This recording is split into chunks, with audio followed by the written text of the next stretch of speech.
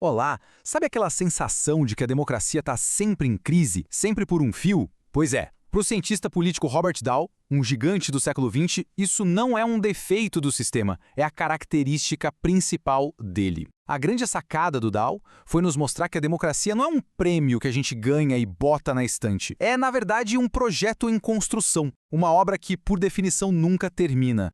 E essa ideia é o fio da meada de todo o pensamento dele.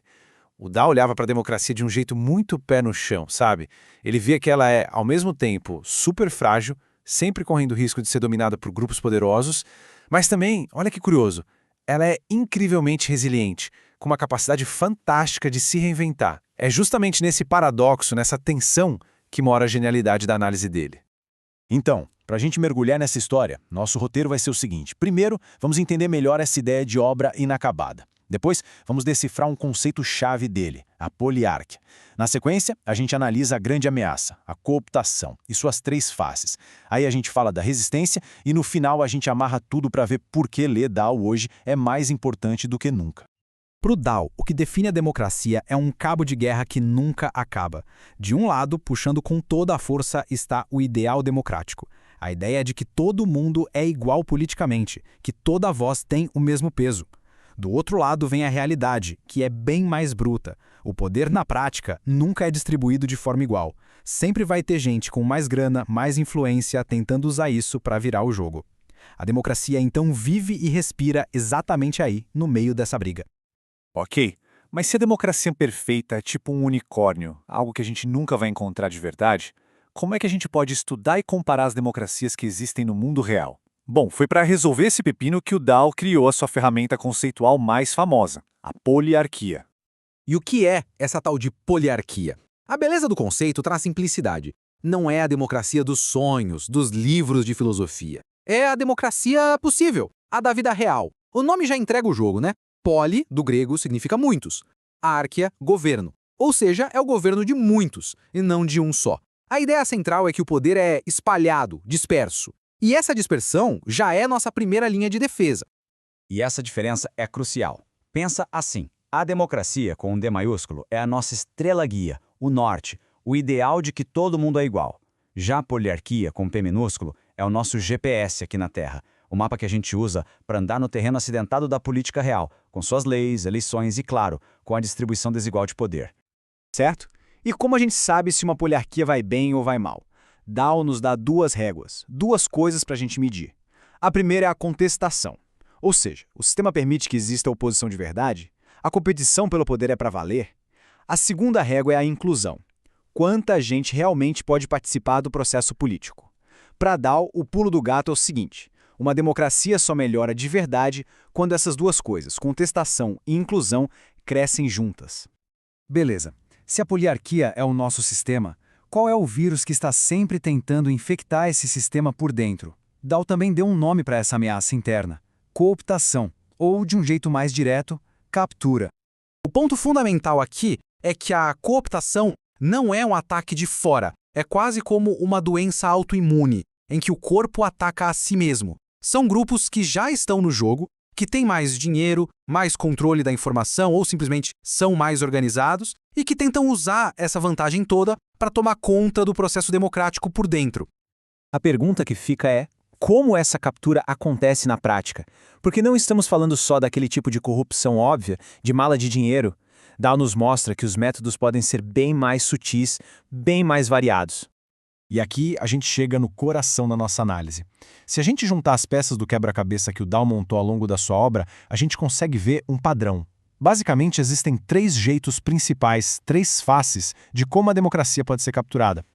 Exato, são três mecanismos diferentes. E quando a gente entende esses três, a gente ganha uma espécie de raio-x para conseguir diagnosticar as doenças das democracias hoje em dia. A primeira face é a captura institucional. Essa é a mais elegante, digamos assim. Aqui, os grupos poderosos não rasgam a Constituição, eles não quebram as regras, eles reescrevem as regras. Eles tomam controle de pontos-chave do sistema, como as leis eleitorais ou o financiamento dos partidos, para garantir que o jogo sempre penda para o lado deles. É uma captura de terno e gravata que se veste de legalidade. A segunda face talvez seja mais perigosa, A captura informacional. Pensa só, se um grupo consegue controlar o que as pessoas leem, ouvem e assistem, ele pode, no limite, moldar o que as pessoas pensam e querem. Isso cria o que Dow chamava de déficit democrático cognitivo. Ou seja, as pessoas até votam, mas as escolhas delas não são totalmente livres, foram influenciadas sem que elas percebessem. E por último, temos a captura de escala. Pensa no tamanho de um país como o Brasil. A distância entre um cidadão comum e os centros de poder, lá em Brasília, por exemplo, é gigantesca. Essa distância toda pode gerar apatia, um sentimento de isso não é comigo. E é nesse vácuo que os grupos mais organizados, os lobistas, se criam. Eles se apresentam como os únicos que entendem naquela complexidade toda. Então, vamos organizar as ideias. Para cada tipo de captura, o Dow sugere um tipo de antídoto. Contra a captura das regras do jogo institucional, a resposta é mais competição, mais inclusão e reformas. Contra o monopólio das ideias, a defesa é garantir a pluralidade, a diversidade de fontes de informação. E contra o problema da escala, do tamanho, a solução é descentralizar, trazer o poder para mais perto das pessoas.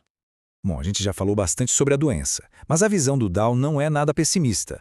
Muito pelo contrário. Ele acreditava que a própria democracia tem um sistema imunológico forte. Vamos entender agora como ele funciona.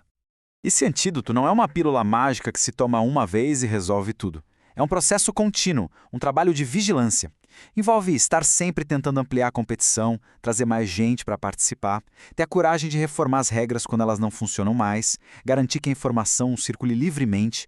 Enfim, é um trabalho que simplesmente nunca acaba. Agora, alguém pode se perguntar, mas por que a gente está gastando tempo com um autor que escreveu isso há tantas décadas? A resposta é bem simples. As ferramentas que ele criou nunca foram tão atuais e necessárias para entender o mundo em que a gente vive. É só pensar nos nossos dilemas de hoje. Aquela ideia de captura informacional parece que foi escrita para explicar o poder dos algoritmos e das bolhas nas redes sociais.